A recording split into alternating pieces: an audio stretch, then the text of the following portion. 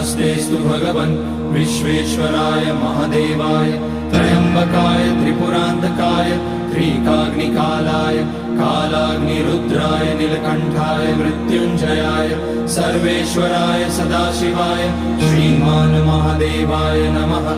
ॐ नमः शम्भवाय च मयोभवाय च नमः शङ्कराय च मयस्कराय च नमः शिवाय च शिवतराय च।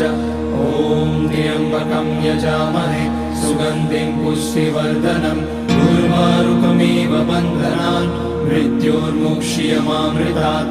नागेन्द्रहाराय त्रिलोचनाय भस्माकराय महेश्वराय नित्याय शुद्धाय दिगम्बराय तस्मै नकाराय नमः शिवाय।